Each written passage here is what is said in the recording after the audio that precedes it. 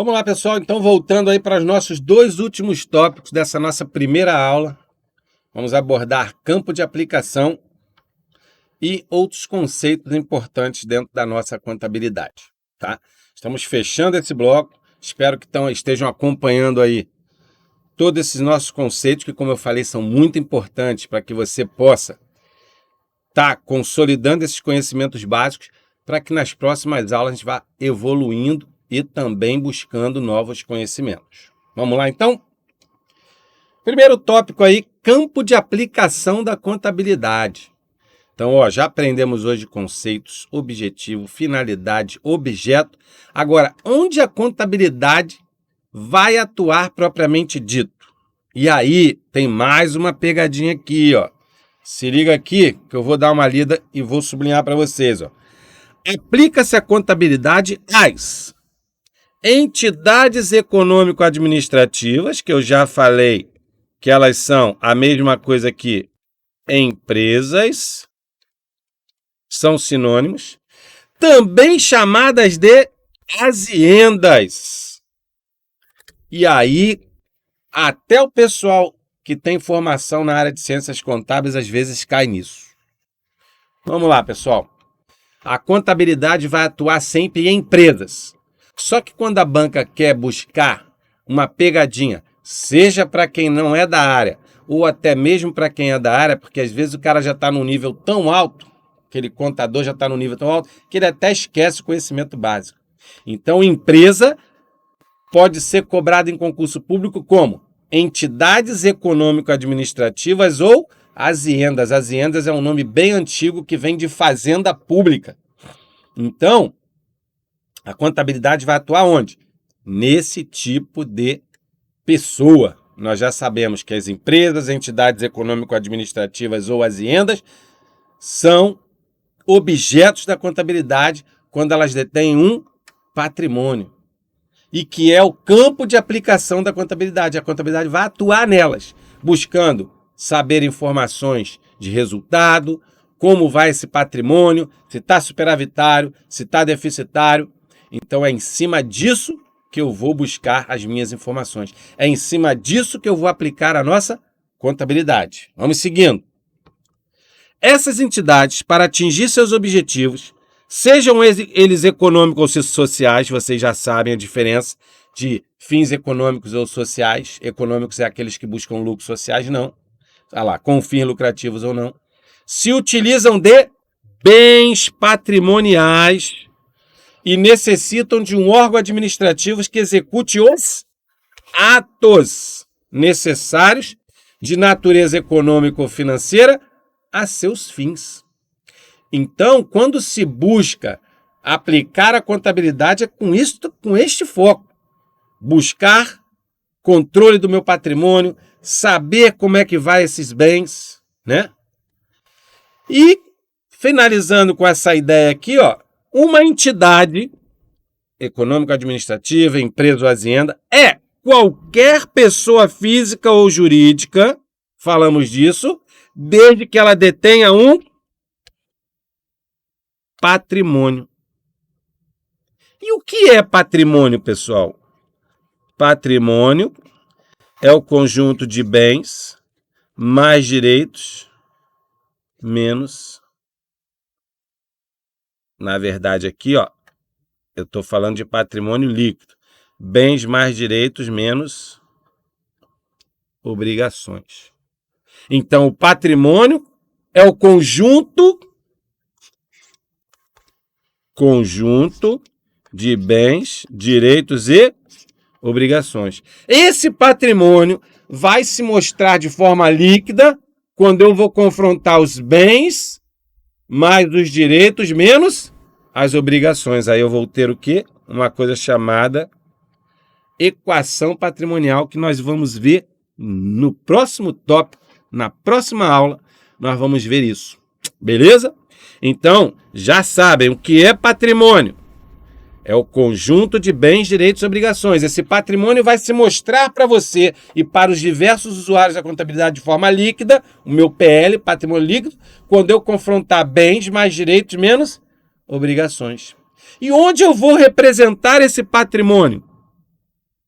esse patrimônio ele vai estar representado através de uma coisa chamada balanço patrimonial, que tem o lado ativo, o passivo e o nosso PL. Já posso até ir adiantando aos poucos a nossa próxima aula. O ativo é o conjunto de bens mais direitos, o passivo são as minhas obrigações e o confronto deles vai dar o meu patrimônio líquido, ou seja, tudo isso que eu falei aqui, ó, está representado agora aqui, ó. Beleza?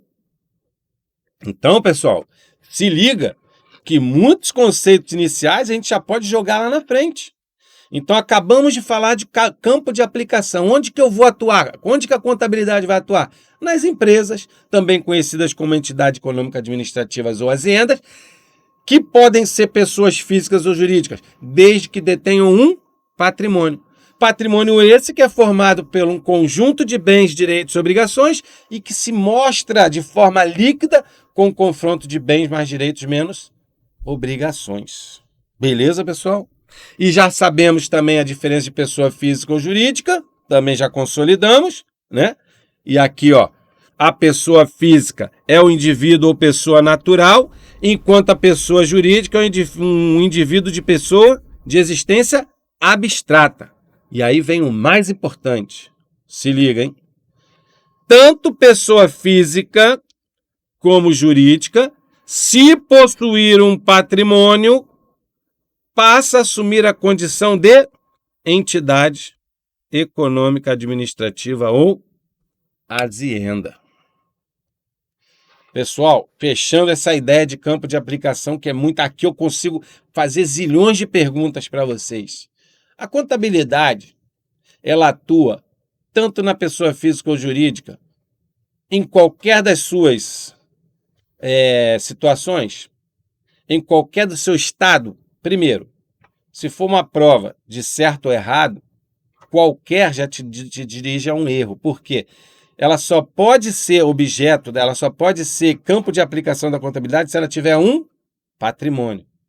Pode ser pessoa física, mesmo detendo patrimônio? Pode, porque a pessoa física detendo um patrimônio, ela é considerada entidade econômico-administrativa, ela é considerada também azienda ou empresa. Então, tem patrimônio, é entidade econômico-administrativa, é uma azienda, é uma empresa, é campo de aplicação da contabilidade. E o mais importante, pessoal, quando a pessoa física é a empresa, é aquilo que eu falei, é o Alexandre, é o João, é o José. Ah, eu sou cliente do Carrefour, eu sou cliente da empresa X. Quem é o dono? Você não sabe, então ela tem uma existência abstrata. Não, eu sou cliente do Alexandre Vasconcelos Ensino. Pronto, você sabe quem sou eu e sabe que é uma empresa. E a minha imagem está ligada. Então existe de forma concreta. Pessoa natural existe ali. Já a empresa X você nem sabe quem é o dono. Às vezes até sabe, mas não tem acesso a ele. Beleza? Fechamos essa ideia então de campo de aplicação e vamos agora consolidar a aula de hoje com alguns conceitos muito importantes que fala sobre um fechamento desses nossos conceitos que abordamos agora de forma mais dinâmica, de forma mais direta. Vamos a eles? Outros conceitos importantes dentro do estudo da contabilidade. Primeiro deles nós já falamos. Vai vir na sua prova, apure resultado ou apure rédito. É a mesma coisa. Nós já sabemos fazer isso, já falei lá atrás. Então veja que eu venho desde os primeiros slides já abordando coisas lá da frente. Na próxima aula já vamos falar de patrimônio. E aí, o que vai acontecer? Nós já vamos estar conhecendo conceito de patrimônio, qual é o objeto da contabilidade, que é o patrimônio. Já sabemos de tudo, então já vai facilitar mais. Então vamos aqui, ó, rédito é o resultado da atividade econômica, a qual provoca variações patrimoniais segundo a ótica do regime contábil. Muito importante regime contábil, vamos falar dele já já. E como que eu apuro o rédito? Já falamos. Rédito ou resultado? resultado. Mais uma vez, não dá para ninguém sair daqui hoje esquecendo como se apura resultado. Confronto de receitas com despesas. E aí eu pergunto, em que resultado eu posso chegar? E aí se liga, hein? Esse resultado pode ser lucro, mas pode vir para você também positivo ou superavitário.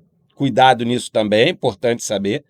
O pessoal só fala em resultado lucro e prejuízo, mas eles podem trazer outros nomes para vocês. Então, quando receita maior que despesa, esse resultado é lucro, mas pode vir também como um resultado positivo ou superavitário. Se receita igual a despesa, não tem muito o que inventar, resultado nulo ou equilibrado. Falamos também que muitas das vezes pode não ser uma tragédia para a empresa. E se for prejuízo, se for negativo, né, pode vir como deficitário ou negativo. Se lá no lucro era positivo ou superavitário, no prejuízo ele é negativo ou deficitário. Pode vir com essas outras duas denominações. Beleza? Então já estão sabendo tudo como apurar resultado. Nosso desafio daqui para frente, nas próximas aulas, é saber identificar o que é receita e o que é despesa.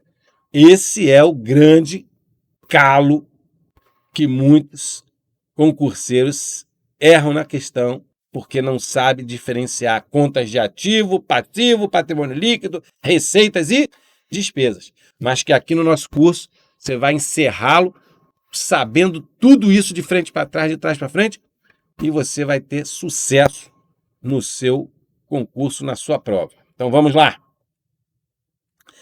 E quais são esses regimes de caixa que eu posso apurar o meu resultado? Já até falei aqui, né? Quais são esses regimes que eu posso apurar o meu resultado? Eu tenho dois. Regime de caixa e regime de competência. E aí, pessoal, nós vamos ter uma aula só sobre isso. Mas eu já quero deixar para vocês aqui um embrião para que vocês saiam daqui hoje com essa ideia em mente, que é regime de caixa, por quem ele pode ser usado, se é ou não obrigatório, e assim com regime de competência. Vamos entender como apurar esses resultados por essas duas formas. Vamos aqui, ó. Vou falar da teoria, depois eu volto aqui para a prática. Regime de caixa. Regime pelo qual o rédito é apurado pelo confronto de receitas, recebimentos e pagamentos, né? Então, aqui ele fala de recebimentos e pagamentos que pode ser substituído por receitas e despesas efetuados no decorrer do período administrativo. Mas tem uma diferença agora do regime de competência. Ó. É o regime por meio do qual se apura o rédito pelo confronto entre receitas e despesas, mas olha o detalhe, receitas realizadas e despesas incorridas. Aqui é recebimentos, que são receitas, pagamentos, que são despesas, mas em momento algum ele falou em realizada ou incorrida. E agora o mais importante, independente de seu recebimento ou pagamento durante o exercício social. E eu fecho aqui dizendo que estes dois regimes serão comentados em capítulo próprio, porque vai ser uma aula só disso. Mas já vamos sair daqui da nossa aula hoje com esse conhecimento já fortalecido em sua mente. Vamos dar um exemplo, tá? Você vai a uma loja, compra uma geladeira, tá? E paga à vista. A empresa que vendeu para você recebeu o dinheiro? Sim. Ou, ao contrário, para você teve uma despesa, você pagou, mas você recebeu bem? Não. Então se liga, por que o conceito de regime de caixa é recebimento e pagamento? No regime de caixa, pessoal, eu só vou ter o chamado lucro ou prejuízo se o dinheiro efetivamente entrou ou saiu. Tem que haver a entrada ou a saída do meu caixa. Agora se liga na competência. coisas diferentes. Pelo regime de competência, pessoal, a receita será realizada e despesa incorrida, independente de entrar ou sair dinheiro do caixa. Presta atenção nisso. É um pouquinho complicado, mas se estiver focado em mim aqui, você vai entender. Vamos voltar àquele exemplo. Você foi a uma determinada loja, comprou uma geladeira, pagou à vista. A pergunta que eu lhe faço: a loja te entregou bem? Você já levou a geladeira nas costas? Ainda não, não é isso? Então, neste momento, no regime de caixa, houve a entrada do dinheiro na empresa e houve a saída de dinheiro da sua empresa. A empresa que te vendeu recebeu a grana e você pagou a grana. Vai ser registrado esse recebimento lá e esse pagamento cá no regime de caixa. Mas eu falei para você que o bem não foi transferido ainda. Quando você compra uma geladeira, a não ser que você tenha uma picape gigante, você leva, beleza. Mas em situações normais você espera a entrega, não é isso? Ah, olha o pulo do gato. Para a empresa que te vendeu e recebeu o dinheiro, ela não pode ainda registrar essa receita no regime de competência. Por quê? Porque o bem ainda não foi entregue. Pô, Alexandre, como é que é isso? Ela recebeu o dinheiro, mas não vai poder ainda registrar essa receita como realizada porque não houve a entrega do bem, ainda não emitiu a nota fiscal. Então se liga agora. Isso eu dei um exemplo, você pagando. Já já eu vou dar outro exemplo. Então se liga. No regime de competência, receitas e despesas se realizam ou incorrem, independente de pagamento ou recebimento, com a entrega do bem ou a prestação do serviço. Você foi lá, comprou um ferro de passar roupa, pagou, emitiu a nota, tu levou? Perfeito. Vai registrar tanto no caixa quanto na competência. Por quê? Entrou dinheiro na empresa, saiu dinheiro da sua empresa. Então ambos os regimes são movimentados. Se liga, ó. Você pagou o ferro elétrico e levou. Então houve a entrega do bem, houve a emissão da nota fiscal. Isso é regime de competência. Regime de caixa, eu não quero saber se você recebeu ou não o bem, se foi prestado ou não o serviço. Saiu dinheiro ou entrou dinheiro no caixa? Regime de caixa. Regime de competência. Entrou dinheiro no caixa? Saiu dinheiro do caixa?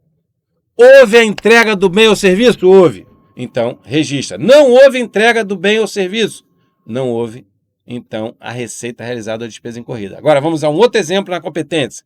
Você foi lá, comprou o ferro elétrico, levou o bem, mas não pagou. Deu um cheque pré-datado, entendeu? Assinou, recebeu um boleto para pagar. E aí a pergunta que eu te faço: na empresa que te vendeu e entregou o bem, entrou dinheiro? Não. Mas entrou o que para ela? Um direito a receber? Entrou. Ela te entregou o bem? Entregou. Então se liga, por isso que lá no conceito, e eu vou voltar nele, ó, confronto entre receita realizada e despesa incorrida, independente de recebimento ou pagamento. O regime de competência vai registrar receitas e despesas não porque eu recebi ou paguei, e sim pela entrega do bem ou prestação do serviço. Ficou claro? Então, resumindo, pessoal, regime de caixa: esquece se entregou o bem ou prestou o serviço. Entrou dinheiro, saiu dinheiro, confronta. Se receita é maior que a despesa, lucro. Se receita é menor que a despesa, prejuízo. Se deu igual, nulo, equilibrado.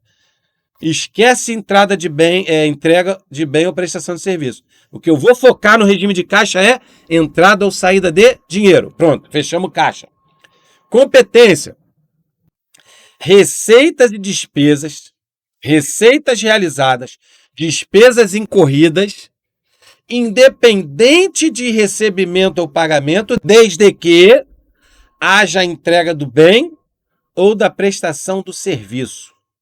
Então, eu fui lá, tu comprou um ferro elétrico, assinou um boleto, recebeu um boleto para pagar daqui a 30 dias, mas eu te entreguei o bem. Não importa, naquele momento eu emiti a nota fiscal, você levou o bem e o fisco já vai me tributar ali naquela hora, sendo que eu só vou receber daqui a 30 dias.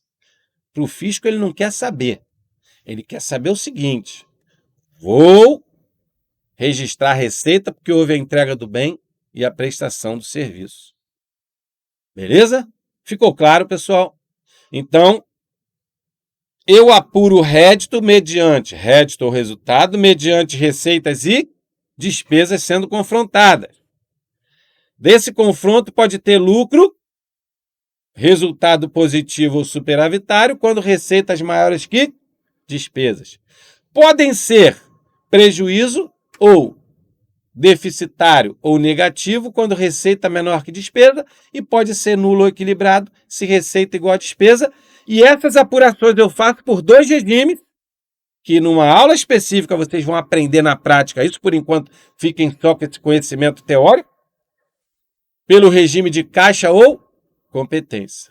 Caixa é o regime que considera receitas e despesas caso haja a entrada ou saída de dinheiro do caixa. Entrou, saiu, independente de ter recebido ou não o bem, de ter sido prestado ou não o serviço, registro no caixa. Competência. As receitas serão confrontadas com despesas, mas a receita tem que ser realizada e a despesa incorrida. E como é que elas se realizam ou incorrem? Quando há entrega do bem ou prestação de serviço, independente de ter entrado ou não dinheiro. Então, peguei um bem, paguei e levei, receita realizada. Peguei um bem, não paguei, recebi um boleto para 30 dias, mas levei o bem, receita realizada. Paguei à vista e não levei o bem, não importa ter entrado dinheiro, mas o bem não foi entregue, não tem receita realizada para a empresa vendedora. Ficou claro isso, pessoal? Então, como eu disse para vocês, é apenas uma introdução desse tópico muito importante, que nós vamos ter uma aula específica disso. E fechando a nossa aula de hoje, importante, não é só importante, é muito importante. As entidades com fins lucrativos devem adotar obrigatoriamente o regime de competência. Por quê? Porque tanto lei das SAs quanto as diversas leis, as leis comerciais, obrigam as empresas com fins lucrativos a adotar o regime de competência. Já o regime de caixa é adotado pelas entidades sem fins lucrativos. Muito embora, pessoal, a CVM, a Comissão de Valores Mobiliários, também ela dá algumas exceções em que a mesma com fim lucrativo, em algumas situações, podem registrar caixa. Mas isso é um assunto lá quando nós formos estudar a Lei 6.404, né? Que vai abordar muito esses termos nossos. Mas antes de chegarmos na Lei 6.404, vocês já terão passado por vários tópicos da contabilidade e quando chegar lá, vocês já vão estar já afiados, já vão estar já no esquema para abordar qualquer tipo de assunto contábil e ir lá e fazer a sua prova. Beleza, pessoal? Então, deixo aqui agora. Sucesso a todos. Fechamos essa nossa primeira aula. Fui cadenciando de forma bem didática para que vocês tenham conseguido aprender esse conteúdo. Próxima aula a gente já vai abordar o quê? Os temas que vimos hoje através de resoluções rápidas de exercício. Coisa bem básica, de modo que você consiga revisar o conteúdo da aula de hoje. Sempre assim, pessoal. Fez a teoria, passa para o exercício e faz sempre a sua revisão. Não é só em contabilidade. Qualquer disciplina, concurso público, você tem que ter a sua disciplina de estar sempre estudando, de estar sempre revisando. E não há melhor revisão do que a realização de exercícios. Se sai a banca do seu concurso, baixem provas, foquem no tipo de exercício cobrado pela banca. Esse é o segredo do sucesso. Beleza, pessoal? Um abraço a todos e até a próxima aula. Espero todos aí que tenham gostado e que também tenham compreendido as nossas aulas. Qualquer dúvida, manda aí pra gente. e nós teremos o prazer de saná-las aí para vocês. Um abraço a todos e até a próxima.